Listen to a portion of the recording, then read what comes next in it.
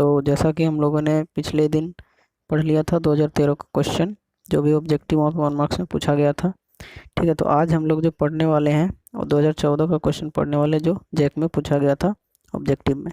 तो चलिए उस चीज़ को हम लोग देखते हैं। तो यहाँ पे पहला क्वेश्चन क्या था कि coordination number of a particle in body centred cubic packing, मतलब बीसीसी जो पैकिंग होता है उसमें कोऑर्डिनेशन नंबर किसी भी पार्टिकल का कितना होता है, उसी चीज़ को यहाँ पे पूछा गया था। तो बेसिकली यहाँ पे इसका जो राइट आंसर होगा वो सी होगा। 8 वहाँ पे जो होता है कोऑर्डिनेशन नंबर होता है बीसीसी के लिए। ठीक है, तो आप जहाँ पे पढ़े होंगे तो वहाँ पे आपको लिखाया गया होगा बीसीसी में कि कोऑर्डिनेशन नंबर इसका जो होता है वो कितना होता है, 8 होता है। तो इस चीज़ को जब आप लोग पढ़िएगा तो वहाँ पे आपको समझ में आ जाएगा। तो ये भी क्वेश्चन यहाँ पे पूछा गया था।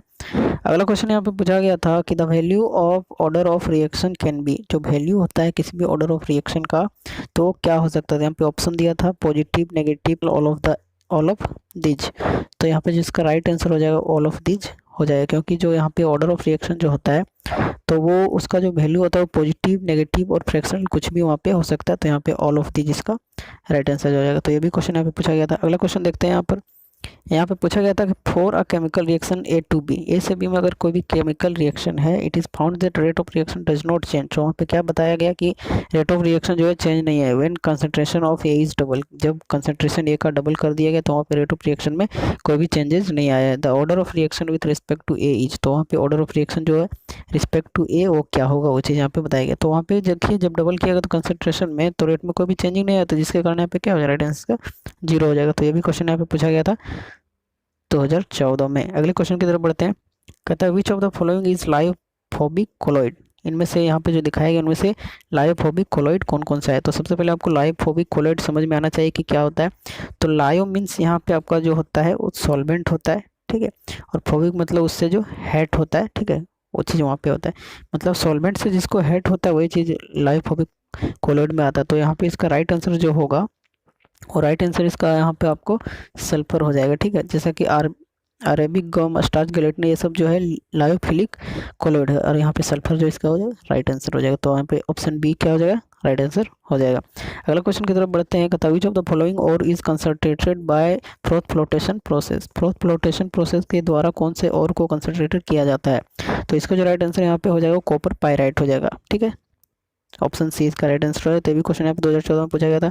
अगले क्वेश्चन की तरफ बढ़ते हैं। कहता है which of the following is the list stable hydride, इनमें से लिस्ट स्टेबल हाइड्राइड कौन सा है। तो यहाँ पे एक चीज़ आप लोगों को देखने को मिल रहा हो कि ये सारे के सारे क्या है, ग्रुप 15 के एलिमेंट हैं। और जैसा कि आप लोगों को पता है कि ग्रुप 15 में जब ग्रुप में आते हैं ऊपर से नीचे की तरफ, तो वहाँ पे क्या होता है कि उसका जो हाइड्राइड का स्टेबिलिटी है वो क्या होता है, धीरे धीरे डिक्रीज होते जाता है। ठीक है, तो यहाँ पे सबसे ज़्यादा NH3 का हो जाएगा, फिर PH3, फिर ASH3, फिर SbH3। तो यहाँ पे जो आपका राइट आंसर देखने को मिलेगा वो आपका ऑप्शन डी मिल जाएगा, SbH3। तो ये चीज़ यहाँ पे क्वेश्चन पूछा गया था। तो अगले क्वेश्चन की तरफ यहाँ पे बढ़ते हैं। अगला क्वेश्चन यहाँ पे पूछा गया था कि oxidation number of chromium in CrO4 2-, ठीक है, कि CrO4 2- में क्रोमियम का जो ऑक्सीडेशन नंबर है वो चीज़ क्या होगा। तो उस चीज़ यहाँ पे आप लोग देखिए कि क्या है यहाँ पे CrO4 2-, तो जिस चीज़ का यहाँ पे निकालना है उसको हम लोग x मानेंगे। ठीक है, और जैसा कि आप लोगों को पता है ऑक्सीजन का -2 होता है, तो यहाँ पे कितना हो जाएगा, यहाँ पे जो प्लस नहीं होगा कितना हो जाएगा -8, और इक्वल टू जो यहाँ पे ऊपर में चार्ज आपका वो इधर जाके -2 हो जाएगा। तो यहाँ पे अगर इसका x का वैल्यू निकाला जाए तो यहाँ पे x का वैल्यू इसका क्या हो जाएगा, 6 हो जाएगा। तो यहाँ पे राइट आंसर इसका क्या हो जाएगा, 6 हो जाएगा। तो ये भी क्वेश्चन यहाँ पे 2014 में पूछा गया था 1 मार्क्स के लिए। लास्ट क्वेश्चन यहाँ पे हमारा जो बचता है वो चीज़ आप लोग देख लीजिए। कहता है which of the following is an ambidentate ligand, ambidentate ligand इनमें से कौन सा है उस चीज़ के बारे में आप लोग देख लीजिए। तो एम्बीडेंटल लिगेंड आप लोग वहाँ पे पढ़े हुए कोऑर्डिनेशन कॉम्प्लेक्स में, ठीक है, तो वहाँ पे उस चीज़ आप लोग देख लीजिएगा। तो इसका राइट आंसर यहाँ पे जो होगा नाइट्राइज हो जाएगा, NO2- हो जाएगा। ठीक है, तो ये क्वेश्चन कुछ यहाँ पे ऑब्जेक्टिव जो पूछे गए थे उस चीज़ यहाँ पे हो गया। तो हम लोग आज इस चीज़ की बातें कर लिए 2014 की। अब बहुत ही जल्दी मतलब आगे बढ़ने वाले हैं, तो कोशिश करेंगे कि जल्दी से जल्दी ऑब्जेक्टिव हमारा ख़त्म हो जाए।